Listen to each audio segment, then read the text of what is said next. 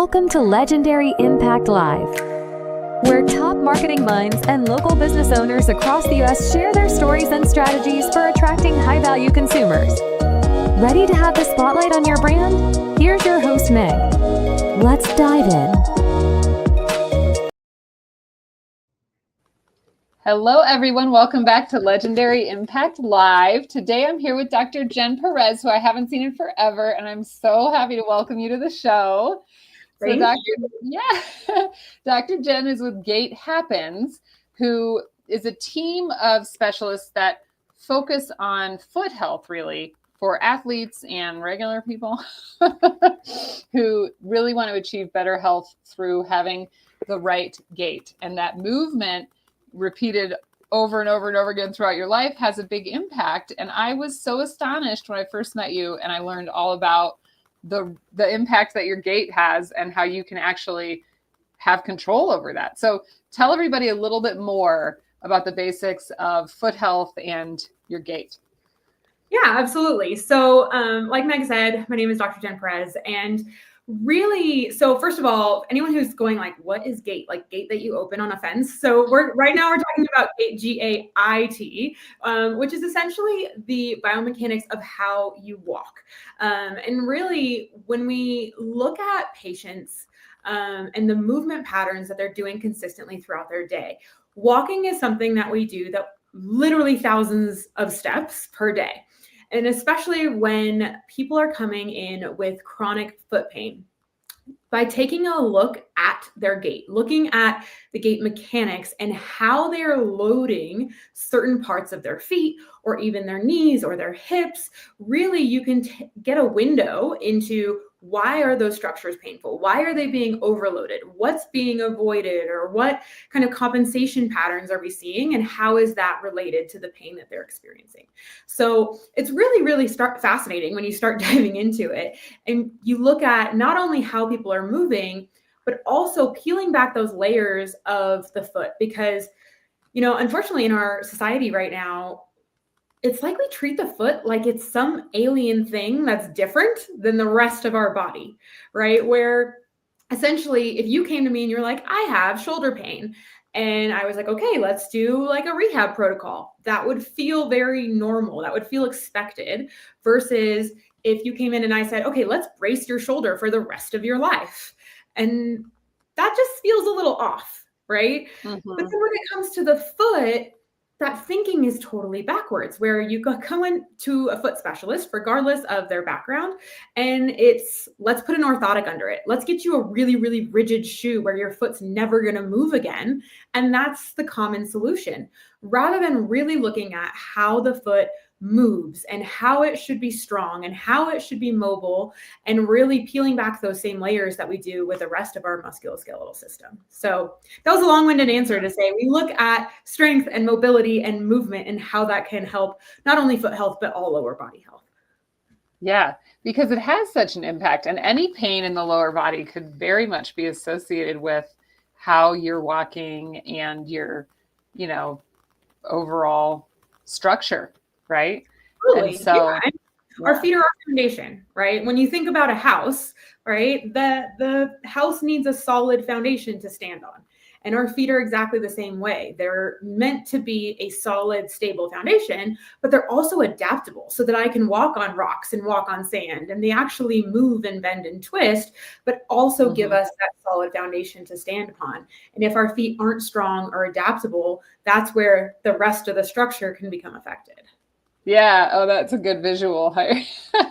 Moving in the wind and the elements, right? So I remember you had a specific shoe. It was like a naked shoe, or it would basically just like a flat sandal. And is that still something that you recommend for folks? I remember thinking it was so different. Yes. Yeah, you're totally right. My opinion of footwear is very different than the traditional thoughts on footwear. Going back to that same thing I just talked about, where it honestly comes down to a very simple concept. The more your shoe does for you, the less your foot needs to do, right? And when you think about it that way, okay, great. If I'm in a lot of pain and I need to be able to get to my mailbox, or live my life or go to the grocery store, then yes, let's absolutely give you some support, give you whatever you need to be able to accomplish those things, but also peel back those layers and start building up the actual foot health at the same time. But for the average person who's not dealing with chronic and severe foot pain, it's use it or lose it, just like everything else in our body. So I am a big promoter of what's called minimalist shoes or barefoot shoes, which is having as little shoe as possible underneath you. So my shoes are very, very thin. They're very, very flexible. I can roll all my shoes up into a ball. They're just essentially there to protect me from the elements and protect me from stepping on glass. But otherwise, they let my foot be a foot. And that's what keeps my feet strong and mobile and able to move, rather than living my life in a really rigid shoe that's doing all the work for me. Yeah. Yeah. I remember I had a pair of heels. We were together and you're like, no. That's I think about you. Yeah. I think about you when I wear those. I don't wear them very often. You know. And that's the thing. I mean, I'm not trying to change.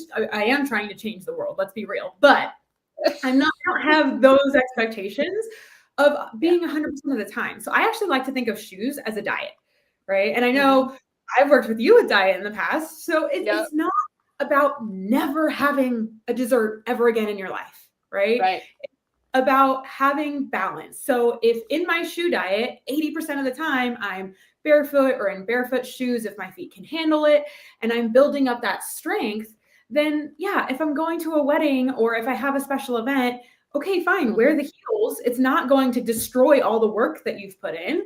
Just know, like, okay, your feet are probably going to hurt when you wear those a little bit more, and then you go back to the stuff that feels good. Yeah, 100%. Yeah, it's like like that's how we treat dessert. From back in the day.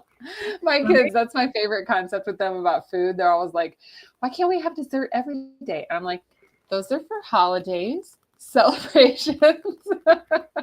All that extra sugar is not a daily thing that you need. So yeah, I love that comparison. And yeah, so talk a little bit more about like, what are your recommendations? I know you have a lot of content out there. So people can follow you and then kind of access and start to learn. But what are some of the basic recommendations you have for the generally healthy person to have that more proactive approach to foot health? Oh, it's such a good question. So for the average person just looking to maintain good foot health, number one, go barefoot more. It's such a, strange thing in our society where most societies go barefoot in the house. And there are definitely barefoot homes in the US, but there's also people who have house shoes or slippers or things that they wear. So the second they get out of bed to the second that they go back into bed at night, there is something on their feet. And our feet have hundreds of muscles, tendons, and ligaments. There's actually 4 layers of muscles just in the bottom of our feet. It's really, really strong and really incredible. There's 33 joints. A quarter of the bones in our entire body are in our feet. So the key point being, let your feet move. We also have thousands of sensory nerve endings underneath our feet. So that's how I can tell right now, without looking at the ground, that the ground is flat, right? Because I can sense the ground underneath me. So by going barefoot, you're actually stimulating those receptors. So it's good for blood flow. It's good for strength, mobility, sensory health. So all of those things. So point being, go barefoot a little bit more. It's really actually very healthy for a healthy foot. And then there's some key like mobility stuff that you can do. If you're walking a ton, roll a ball under your foot. Give yourself a little foot massage using a ball. That's really, really, it feels great, but it's also a great way to maintain that mobility and like there's the tissue movement, but also something simple as we like to call it toe yoga. But for everybody watching and listening right now, you can go ahead and try this even in your shoes. So what you're going to do is you're going to keep all 10 toes on the ground and then keep the outer toes on the ground and try to just lift up your big toe by itself. Some of you may have an easy time with this, and some of you may be going, that's not a thing that my feet do. But it is, right? And if you came to me and you were like, oh, my thumbs don't move independently of my other fingers, you would know that's a problem. So our toes actually have separated muscles. We can move them individually, especially big toe versus outer toe. So we go big toe up and then we switch. We go big toe down, outer toes up. And oftentimes people will have an easier time with one versus the other, but working on both of those, it's just a great way to maintain that connection between your feet and your brain, maintain that dexterity. And then overall, like I said, going barefoot, going in as little shoe as necessary for whatever task you're performing are great ways to maintain that foot health. And yeah, walking around outside more without shoes too, right? Like I cringe at my kids walking on the street without shoes. I still think about you sometimes because the first time I told you that, like you were like, my kids want to go barefoot outside and it's so gross. And I'm like, but it's really, really healthy. And would you rather deal with foot pain and injury down the road or set up a foot washing station so that they wash their feet before they come inside? Yeah. So, but I love it in the grass. I'm all about it for the grass. Yeah. Well, yeah. Again, getting different sensations and different textures underneath the feet, walking in soft textures, walking on hard textures. Oh, there's a nice like stone garden over here. I can actually walk barefoot on that and start to feel the different textures. And that's also one of the things that I like to talk about is because when I just said that, I can already feel people cringing of like, I'm not going to step on rocks. Are you insane? But here's the thing. So going back to those sensory receptors underneath the feet, there's thousands of sensory receptors underneath our feet that are constantly talking to our brain. So here's my favorite analogy for this. When you go to the movies, let's say we're going to go to the movies and go watch a matinee. We walk in, it's a nice sunny day, everything's great. We walk in, we go sit in the movie for a few hours, and then we walk out. What's the first thing that happens when you walk out of the movies back into the sunlight?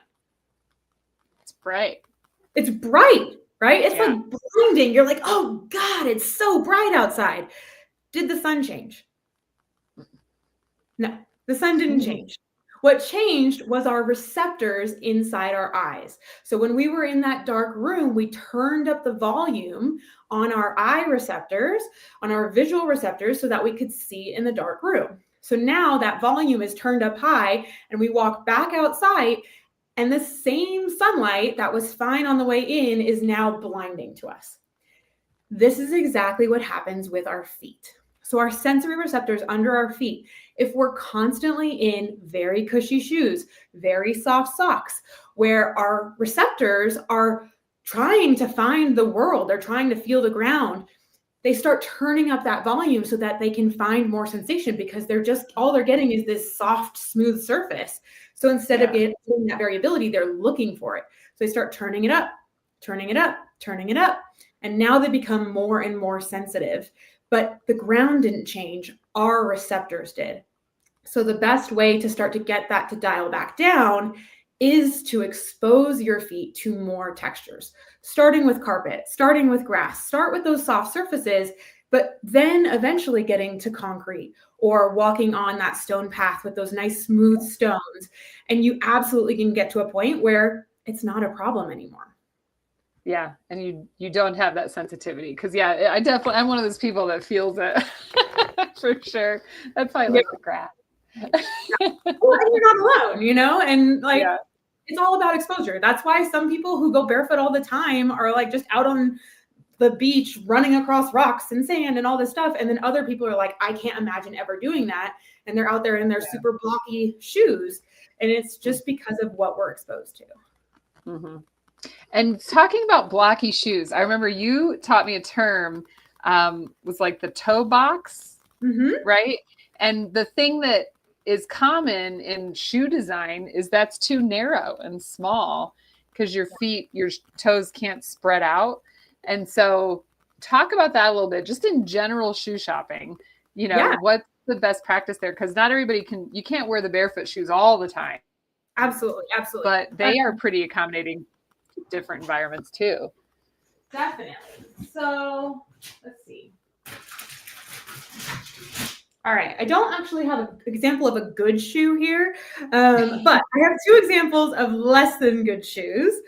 Mm-hmm. So what we're talking about right now is the toe box of a shoe. So that's where from the forefoot forward or from the ball of your foot forward and the shape of that part of the shoe. So this would be a triangular shoe shape at the toe box.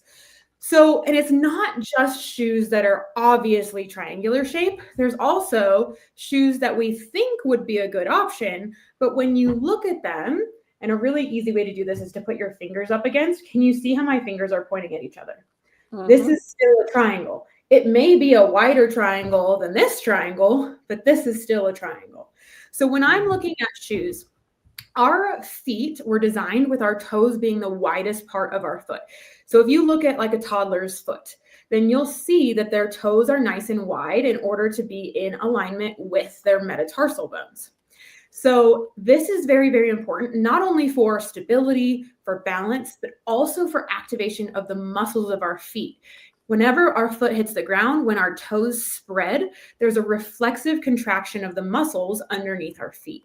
So if instead I'm in a shoe that restricts my toes, can you see how now I'm not going to get that same spread and activation of the foot? This is why this is something I'm really, really passionate about, because if I could get everyone to switch just the shape of their toe box, I think that would help 95% of people. And there are options, everything from flats and more minimalist shoes up to thicker shoes, like for example, Ultra and Topo are two running shoe brands that have that more cushion available, but still offer a toe box that's more of a straight shape. So it's a little bit more accommodating to your toes. So absolutely, that's definitely one of the things that I'm looking for. Yeah. And then on your website, do you have like a blog post or something about those types of brands in case people are thinking about it now? Yes, absolutely. So our website is gaithappens.com. Again, that's GAIT happens.com. And one of the resources we have on there is a favorite products page. So on our favorite products page, there's actually a whole list of shoes. It's like boots, sandals, dress shoes, athletic shoes. So it's all categorized. And then it has lists of brands that have that wide toe box. And there's also a lot of them have discount codes too. So definitely go check it out. But I want to mention that it's not only shoes that look like this, but there are flats out there. There are cute ankle boots that are out there. There's riding boots that are out there. So there's more and more brands that are coming out in this space. And, a lot of them are an investment because they're small companies. So their expenses are significantly higher, but it's definitely worth the investment in your feet. And the way I see it, I'd rather spend $100 on a pair of shoes than $500 on a pair of orthotics. So yes. Yeah. That's my whole thing with like food and stuff, you can make smaller investments in your health now, and then you won't have all those expensive health issues later. Exactly. That's great. I love that resource. And then it's probably referring to, shoes for all ages. So that parents out there can, start their kids out right. Section on there too. Absolutely. Yeah. I've got my 2-year-old is always in barefoot shoes. He's currently in Wildlings, which have a nice wool shoe that keeps him nice and warm. And yeah, there's absolutely options for kiddos out there too. I love that. Now, what about different activities that would result? So I think of my youngest is now super into ballet and dance. And so she's 9. She's not approaching, the point where they're going to do the point. So I'm totally against that because I know I've seen so many women with, the feet from, it's hard you can't recover from that. What do you recommend for sports or activities that tend to have the, narrow shoes? Do they have alternatives for those types of things? So there's some sports that are coming out with wider shoes. Like for example, there's a cycling shoe that's out there now, which can also be a really restrictive shoe called there's Lake and Bont, but then there's also a new cleat brand that just came out for soccer cleats. And that's called Nature Athletics. Those are all on the website.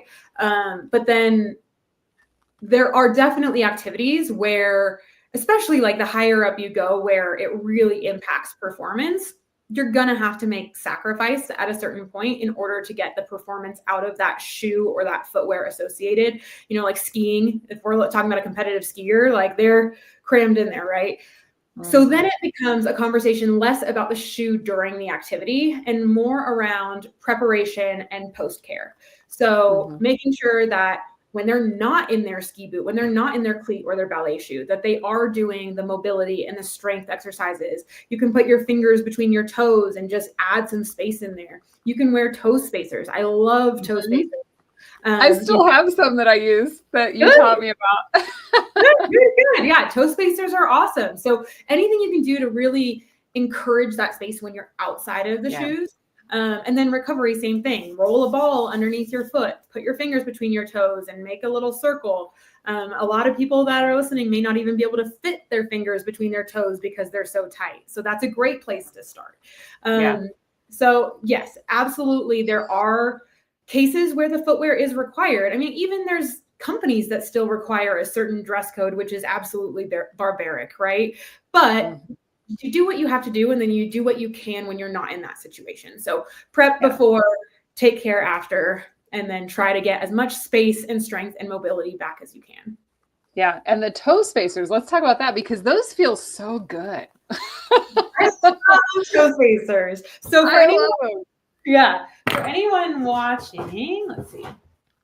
I do have a pair of those here because I don't think you want to see my ones off my feet.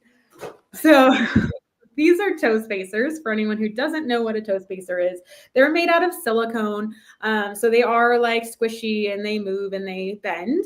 But the benefit to wearing toe spacers, so this would fit where your big toe's on the outside and then your pinky toe's on that side. And obviously there'd be one more toe there. But it basically acts as a guide to adding that space back in. So they can be really, really uncomfortable depending on how tight your feet have become over the years. So they can be really uncomfortable in the beginning, but then you get to a point where you hardly even notice them. And there's tons of different kinds of toe spacers out there.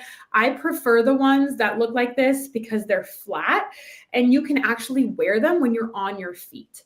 So a lot of people like to wear them, when you're kicking back, watching TV or laying in bed. So it's more of a passive stretch.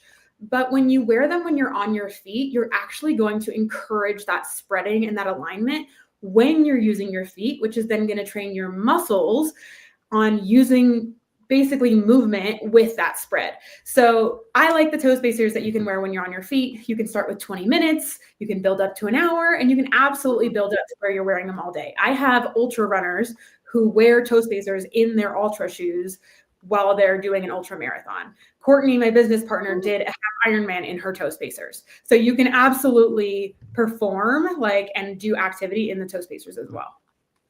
That's awesome. Yeah, because you would think that would limit your activity or create too much, friction, which could cause pain or something. So that's really cool. The toe spacers for friction is wearing toe socks and wearing toe socks and then putting the toe spacers on the outside.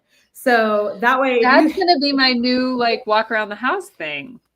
Because that sounds awesome. Yeah. So some people are like, ooh, toe socks, I will say they are a pain in the butt to put on. You have to spend an extra 30 seconds putting your socks on. But really, once they're on, it feels so nice because you don't realize how much your socks actually restrict you too. Because even though they're elastic and you can spread your toes against them, who's gonna walk around actively spreading their toes against their sock? And their sock. You're not gonna think about it. Exactly. So your feet are gonna go with the path of least resistance, which is still gonna be this position rather than this position. Yeah. And this gives you, I like the toe socks and the spacers, which I had not come up with on my own because my feet are cold. So that helps me to be able to use the toe spacers during the day because I don't want to not wear my socks. Yeah, absolutely. Well, yeah. And then you can wear the socks and keep your toes warm. And what's also cool about the toe spacers is they've also seen improved blood flow to the toes. Because the blood flow to the toes is between the toes. So by giving it more space, you actually will get a little bit more warmth that way too. That's good. That's good for those runners. I know someone who is he's like a extreme athlete marathon guy. And he was in Wisconsin in winter. He lost some toes. Oh no. So he could have used better circulation. Don't worry. He can still do a cartwheel. I made him just to see if he could do it. Just to see if he could. Years ago. So anyway, that would have been good for him. Yeah. So what other, I love these pieces of advice. This is stuff anyone can do. So you can get better barefoot style footwear, and you've got all the resources on the website. You can use the toe spacers at home in your socks if your feet are cold. You can use them for passive things as well. But I love the point that you made that it's better to walk in them, which is amazing. And this is so good, like as a parent, you know, to be reminded again. And I've been thinking about that toe box with my kids' shoes forever now since I jogged. So and I look at their feet, and their feet are definitely nice and wide, and they have that. Once you see it, you can't unsee it. You're like, oh my gosh, that's a healthy foot. And then you look at somebody with a bunion, and their foot is shaped like this shoe, and it becomes a very obvious conversation. Yeah. Yeah. And what's neat is those things, those practices day after day can help repair that. Absolutely. So it's, you know, before you have to go get the operation. That's not good. Yeah, we want to avoid cutting into the foot at any chance we can. Yeah. Yeah, that's really tough. So what is happening seasonally over at Gait Happens right now? So like, are you doing anything during the holidays for, you know, new customers, things like that? And then talk a little bit about how you work with people. I know you've got online presence and, you know, can provide therapy that way. So let's get into all that. Yeah, absolutely. So Gait Happens, we're 100% virtual. So we actually have 7 practitioners that are all across the US and one in the UK now, who are physical therapists, chiropractors, and podiatrists who work one-on-one with clients. So we do virtual consultations where it's an individualized assessment. We look at, you know, if you are having pain, how is your movement contributing to that? What are some specific exercises that we can do for you based on what we're seeing to get you some more specific results? And based around your goals, you know, maybe one person's goal is truly, I have patients where their goal is to walk to their mailbox. And then I have patients who their goal is to do a 100-mile run next year. So it's very, very catered to those goals. But we also have lots of resources. If you're not wanting to do that full investment in a one-on-one program, we have a DIY program called the Fit Feet program, which is 12 weeks of exercises, and you take a little at-home quiz and it sorts you into the program that's most appropriate for you. So that's a really great guide as well. Or even if you're just wanting to get started, we have a course about shoes, talking about wide toe box and cushion, and when should you use cushion, when should you not, and what is a heel to toe drop? And so there's a course about that. There's also a course on bunions. So we have lots of different resources available to people depending on what they're dealing with and what their goals are and how they want to go about their foot journey. So we're kind of here to support in any way that we can. And the nice thing about being virtual is we work with people literally all over the world. So anybody, anywhere can jump in and start their foot health journey by heading to gaithappens.com. All of the resources are there. There's so much education. And if instead you're still like, I want to learn a little bit more about this first, then checking out our Instagram account. So Instagram is where the majority of our content lives. We're building out our YouTube page as well. But yes, we have a big Instagram account with thousands of free videos and exercises. And we're actually about to start asking your question about the holidays. Every year in December, we do the 12 days of exercises. So starting on Friday the 13th, we are doing 12 days of foot and lower body exercises that we post in a row, which is kind of like our yearly celebration of these are the exercises we've been using most with patients this year. So that's kind of fun too. Yeah, that's really great. And I want to also point out, you are so helpful with just things that you can do for the long term. Like so the shape of my foot, I don't know if you remember this conversation, but it's like, it looks like a Barbie foot, like it's in a heel, even though I don't really wear heels ever. And it's always looked like that.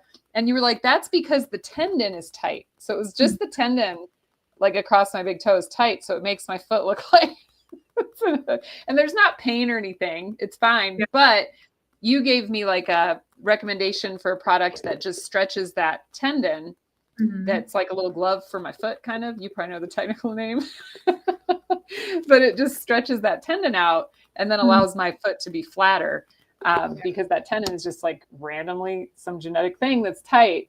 And so you do a great job at that, like looking at the whole picture, diagnosing and making recommendations for the long term, where I'm not like, committed to some long-term program that I don't need, but that I have, the tools, right? And so I had never heard that this tendon could be tight. You know what I mean? Like, it was just so like, oh, oh, my foot should move a little more than this. Yeah, it should just flatten out.